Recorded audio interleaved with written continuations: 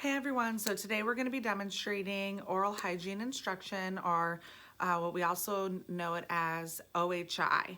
So what that means is when your patients come in, you want to be able to feel knowledgeable, confident enough to be able to explain to them how to brush their teeth properly, how to floss their teeth properly. They will ask you, and you want to be able to give them good advice and accurate information on proper brushing technique and flossing. So we're going to show you different oral hygiene aids. Again, for your state board exam as a dental assistant, you do have to explain this for a portion of your exam, and you have to go over with the typodont proper brushing technique and flossing technique, and they may ask you questions about what you would use for different instances, ortho, braces, that type of thing. So what I'm gonna go over first is proper brushing technique, and there's all different types of toothbrushes, as we know. So we wanna recommend something that is appropriate for the patient. So if they have a small mouth, we're not gonna be recommending something this size. We're gonna recommend something more compact. So if you can compare the length of these two brushes, you're gonna be able to see that this is a lot smaller. So if you have a patient, an adult patient that has maybe had teeth out from ortho or just can't open big, doesn't have a lot of room with the cheeks, you're gonna recommend something more compact. Someone with a larger mouth, larger teeth, you're gonna do something appropriate for their size. Some offices may just have one size to give out. That's totally fine. You can give them that size. This is probably pretty average in size, which is a great brush. But then if you wanna recommend something they purchase from the store in addition, that's an option too. So we're gonna use this one for demonstration. So what you wanna tell your patients is you want to angle the bristles along the gum line at a 45-degree angle. Okay, so that means you're gonna kind of tilt up. You don't wanna have them brush straight on because they're gonna miss the gum line. The gum line, where the tooth and gum meet, is where all the plaque settles or collects. So that's the most important part. That's what's frequently missed. So you want them to go in a pattern. You wanna tell them, make sure you start and end in the same spot. You wanna establish like a routine, a pattern, so that you're not missing any areas. You're getting the insides and outsides of all the teeth in the mouth. So I always recommend, if they're right-handed, starting on the right side here. So you're gonna do 45-degree angle up along the gums here. Kind of, you wanna overlap. So you wanna do overlapping strokes. So you wanna come back, forward. Plaque forms on the teeth in layers. So if you don't go overlapping, you're gonna miss some of the layers. So come on to the front here. Then they're gonna have to switch their angulation in their hand to come over here and then pick up where they left off. The corners here frequently miss. People do scrubbing front, scrubbing back, they miss that corner. So you wanna do slow brushing strokes, 45-degree angle, tilting those bristles up to the gum line, come back up front. Then if they stay on the top, then they're gonna do the inside. So not just the grooves where you chew, but the inside along the gum line. Plaque collects there as well, which a lot of people don't realize. Come here, vertical brushing, and here, back and forth, back and forth. Then you do want them to get the groove, so where they chew. So that's gonna be more this type of angle, brushing all the surfaces of the teeth that they chew. Same exact thing on the bottom. So instead of angling up, they're gonna angle down. So here, come around.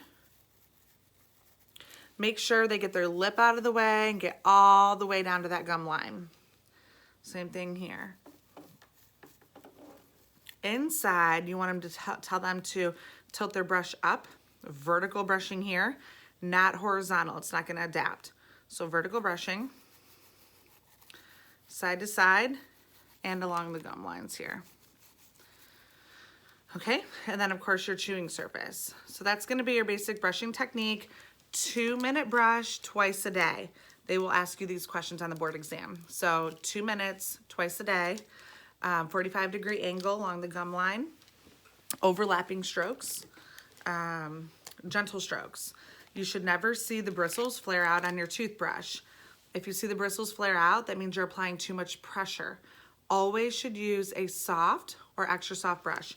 No medium bristles, no hard bristles. That does damage to the gum line and can cause gum recession. which we talked about in our perio lecture. So those are the key points to brushing that you need to know. In terms of flossing,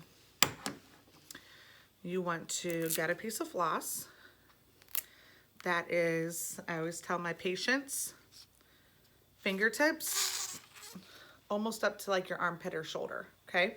Seems like a lot, you're gonna need it. You may not use every part, but you need that to stay secure around your fingers.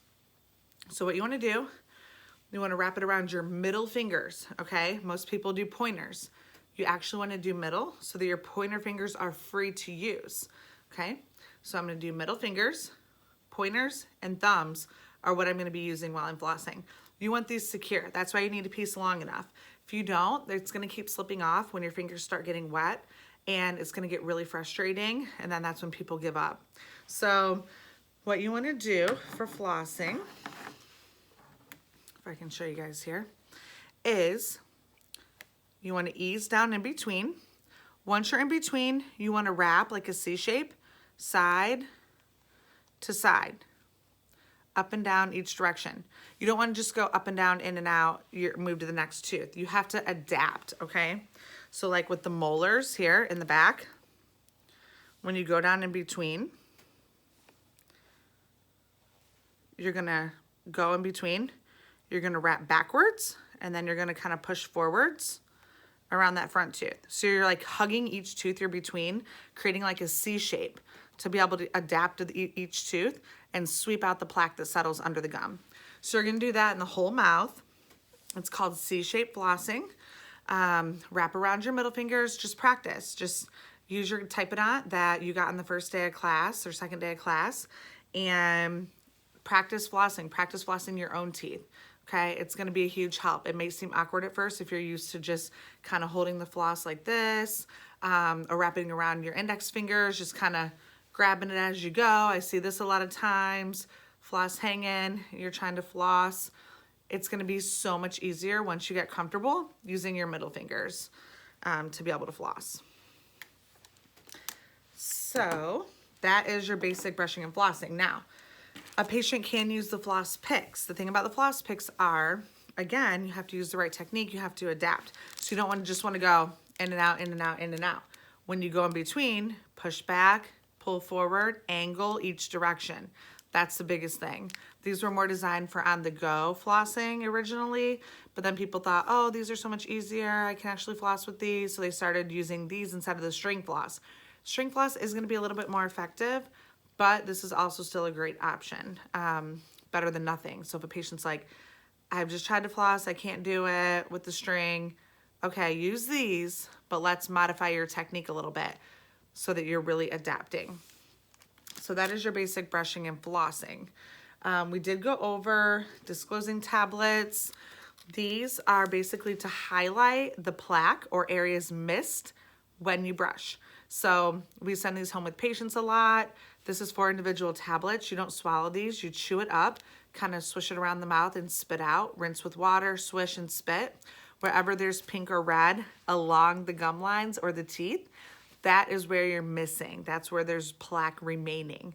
So if a child or adult is just missing over and over and over, not doing a good job brushing, and they feel like they are, send these home to help them. So they're gonna take one tablet. You can, they can do it before they brush, so they know exactly where to brush. That may help with their technique. Then the next day, they can brush first, use a tablet, see how they did, see if they missed anywhere. These are more of a take-home version. This is what we use in office. So it's called Reveal. It's basically a disclosing solution, same thing. We use a cotton swab. We get it wet with the cotton swab and we brush it along all the teeth, give the patient a rinse, have them spit, and then we hold up a mirror and we let them see it. So we do that with every child. So this is a great option for parents too, if they're just having trouble getting their kids to brush properly.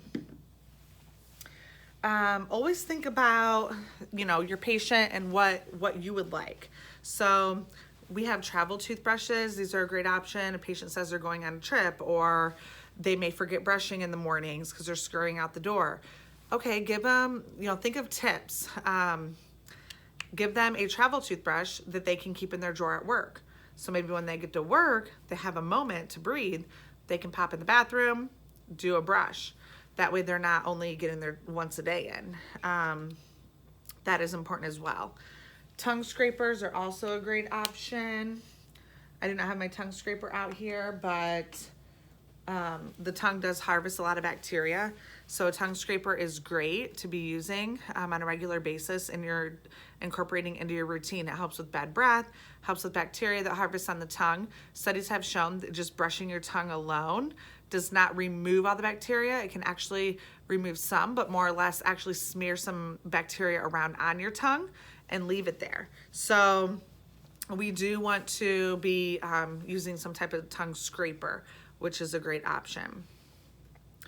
So now I'm gonna go into more of oral hygiene aids and what can be used in addition to brushing and flossing.